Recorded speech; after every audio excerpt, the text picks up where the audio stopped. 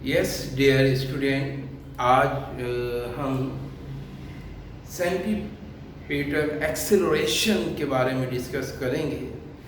पहले एक प्रॉब्लम है, हमने इसको सॉल्व करना है, मगर उससे पहले मेरी ख्वाहिश भी है कि हम सेंटीपीटल फोर्स को डिफ़ाइन कर दें दोबारा आपके लिए। फोर्स क्या होती है, एक्सेलरेशन क्या होती है। इसको वैसे तो आपको पता है, सेंटीमीटर एक्सेलरेशन का जो फार्मूला बनेगा हमारे पास Fc = mv²/r बनेगा। सही है। Fc एक फोर्स है जो हम एक सर्कल में लगाएंगे, और मास वो है जिस पर से फोर्स लगाई जाएगी, और v हमारी स्पीड है, और r क्या है, रेडियस है। तो ये तमाम चीज़ें हम जानेंगे, मगर उससे पहले मैं आपको इससे रिलेटेड जो चीज़ें हैं उसको डिफ़ाइन कर दूँ। देखिए, सबसे पहले फोर्स क्या है। सही है। फोर्स जो हमारे पास है, याद रखिए कि आपने छोटी क्लास में देखा होगा कि फोर्स है क्या। देखिए, फोर्स किसी भी जिस्म में कुव्वत पैदा करती है या पैदा करने की कोशिश करती है, या हरकत रोकती है या रोकने की कोशिश करती है। ये तो हमारी फोर्स हो गई। आपको पता होगा कि हमने आपको बताया था कि फोर्स का एक फार्मूला भी है, F = ma। तो यानी फोर्स के लिए ज़रूरी है कि मास होना बहुत ज़रूरी है। बगैर मास आप फोर्स का तसव्वुर नहीं कर सकते। तो मास क्या है? Quantity of a matter in a body is called the mass. अब एक्सेलरेशन क्या है? आपको पता है कि acceleration is the rate of change of velocity. हमने जब एक्सेलरेशन आपको समझाया था तो काफ़ी डिटेल से हमने आपको बताया था, और उसका हमने एक फार्मूला भी आपको बताया था। अगर आपको याद हो, वो फार्मूला क्या है? A = v/t। ये एक्सेलरेशन का फार्मूला था, A = v/t। यहाँ पे फार्मूला चेंज होगा। सही है। तो वो हम आपको डिफाइन करेंगे, क्या मसला है। सबसे पहले तो आप ये ध्यान में रखें, centripetal force is a centre seeking force which keep the object moving a circle.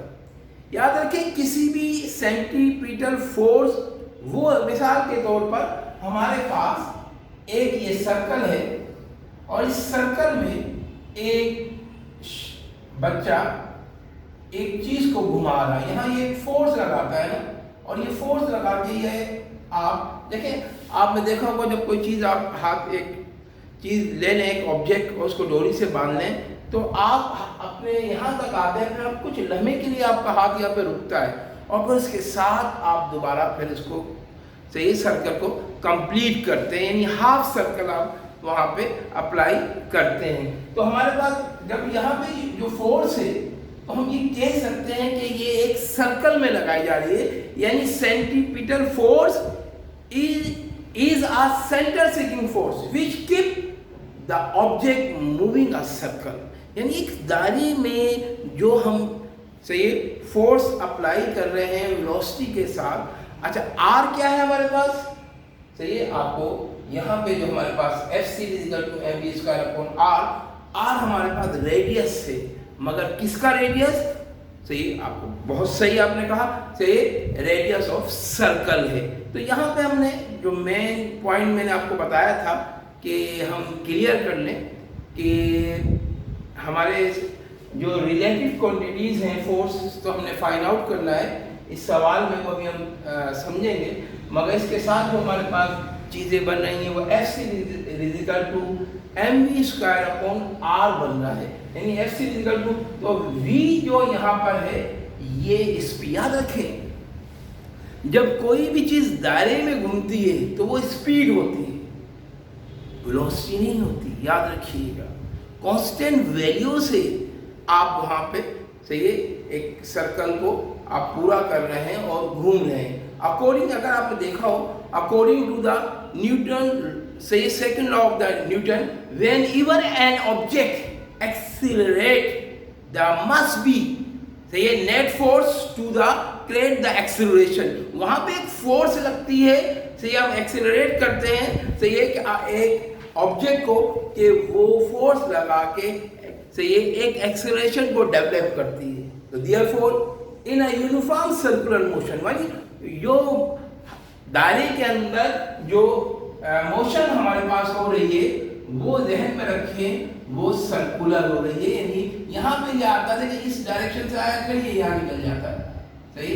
और अगर यहाँ से इस डायरेक्शन से आता है तो फिर ये यहाँ निकल जाता है और यहाँ पे आता है. तो यानी हम कहेंगे कि ये दायरे के अंदर हमारी मूवमेंट क्या है हो रही है.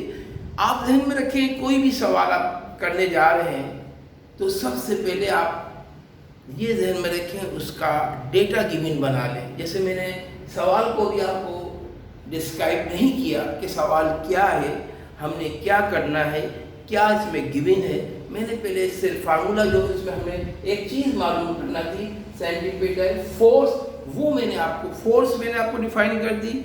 आपने छोटी क्लास में कहा, याद किया होगा कि फोर्स पुल और push is called the force. बहुत सिंपल है. मगर यहाँ जो मैंने आपको डेफिनेशन बताई है कि फोर्स से किसी जिस्म में, किसी भी बॉडी में हरकत पैदा करती है या पैदा करने की कोशिश करती है, हरकत रोकती है या रोकने की कोशिश करती है. हम कह सकते हैं according to the second law of this, सही है, second law of Newton, this force produce acceleration in this own direction. बहुत सिंपल है कि अपने ही डायरेक्शन में वो एक्सेलरेशन को दबे. हम कहते हैं therefore the direction of force से producing centripetal acceleration is the same, सही है, डायरेक्शन. अब हम सवाल की तरफ चलते हैं. मैंने आपको बताया, हम ये बहुत अच्छी तरह अगर आप YouTube पे जाएंगे तो आपको सेंटीपीटल फोर्स से पहले acceleration, speed, velocity, displacement, distance, race, motion, जितनी भी चीज़ें हैं आप ये फर्स्ट ईयर से पहले आपने वहाँ पे ये डिस्कस कर लेना है. मैट्रिक के लेवल पे जो हम मेरे वीडियो वहाँ मौजूद है, आप उसको देख सकते हैं. आइए जनाब अपने प्रॉब्लम पे चलते हैं.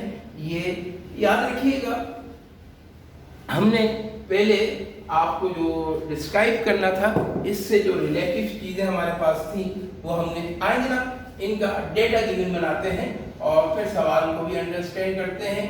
सवाल में क्या कहा जा रहा है और सवाल में हमारे लिए क्या चीज रखी गई. देखिए कहता है अ कार ड्राइवर, एक कार ड्राइवर है, ट्रेवलिंग, सफर कर रहा है along a circular track of a radius 60 metre.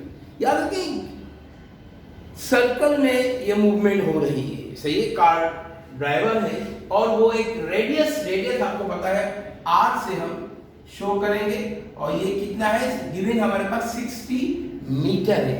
आप ध्यान में रखें ये हमारे पास एक फासला ही है. फासला अगर आपने देखा होगा, फासले का फार्मूला, अगर हमने वेलोसिटी का फार्मूला याद है आपको, v = s/t था. अगर इसी में से अगर हम से डिस्प्लेसमेंट को फील करें तो t यहाँ पे डिवाइड हो रहा है तो अदर साइड क्या हो जाएगा मल्टीप्लाई. तो हमारे पास स्पेस या जिसको हम सही डिस्प्लेसमेंट कह रहे हैं, हमारे पास यहाँ निकल के आ जाएगा. तो उसकी यूनिट क्या है, मीटर है. तो ये जो SI यूनिट में चलती है, तो हमने इसे आइडेंटिफाई कर लिया. आगे चलते कहता है at speed of is 50 kg. याद रखिएगा दायरे में वहाँ वेलोसिटी नहीं होगी. आप समझें ये VI, ये VF, तो ये याद रखें वो स्पीड होगी, सही. अब हमारे पास स्पीड क्या है, यहाँ पे v जो गिवन हमारे पास है, v आप याद रखें वो 10 मीटर पर सेकेंड है. फिर आगे कहता है इफ द टोटल मास मैंने आपको बता दिया मास क्या होगा. याद रखिए मास जो है, आप ये चीज याद रखिएगा, मास ड्राइवर का भी मेजर होगा. आपको पता है मास है क्या भाई, भारीपन किसी भी जिस्म में, या quantity of a metal in a body is called the mass. तो याद रखिएगा ड्राइवर का भी हमने मास करना है। तो mass of a car and driver, देखिए गिवन है क्वेश्चन में भी वो डिस्क्राइब कर रहा है, कार का भी और ड्राइवर का भी इस कितना है 500 kg। तो आपको पता है ये m होगा हमारे पास, तो ये 500 क्या हो गया kg हो गया। यहाँ पे ध्यान रखिएगा ये हमारे पास गिवन चीजें थी, यहाँ पे हमने लिखी। अब रिक्वायर्ड में हमने क्या करना है, जो चीज हमने फाइंड आउट करना होगी, डिटरमिन करना होगी, कैलकुलेट करना होगी, या व्हाट इज द वैल्यू, इस तरह की कोई से ये गिवन थ्योरी आपके पास आ जाती है, तो ध्यान रखिएगा उस चीज को हमने रिक्वायर्ड में शो करना होगा। अब हमारे पास रिक्वायर्ड में कहते हैं सेंटीमीटर फोर्स भाई ये है, और फोर्स दायरे में घूम रही है, नीचे छोटा सा हम c बना देंगे। अब यहाँ पे हमारे पास सॉल्यूशन में हमने फार्मूला अप्लाई करना है। फार्मूला हमारे पास क्या है, याद है आपको? फार्मूला क्या है? हाँ, FC equal to mv² upon r। इसको आप कॉपी कर लें।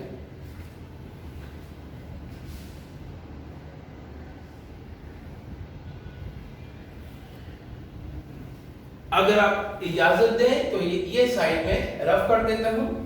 कैलकुलेशन पे जाते हैं कि हमने अब क्या करना है, बहुत वैल्यू रख दें यहाँ पे, जो भी हमारे पास गिवन वैल्यू है फोर्स की। अब हमारे पास सॉल्यूशन में क्या करेंगे, FC इक्वल टू m की वैल्यू कितनी है हमारे पास, मास की वैल्यू आपको पता था कितनी है, यहाँ पे सवाल में है 500 है।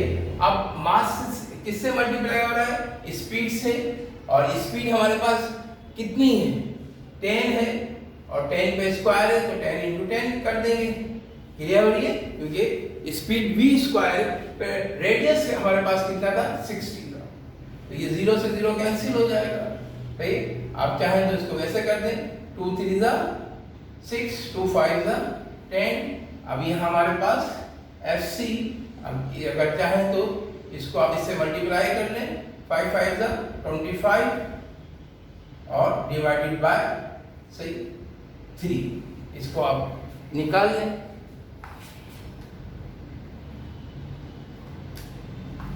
तो 2500 डिवाइडेड बाय 3, तो डेसिमल में हमारे पास आंसर आ जाएगा।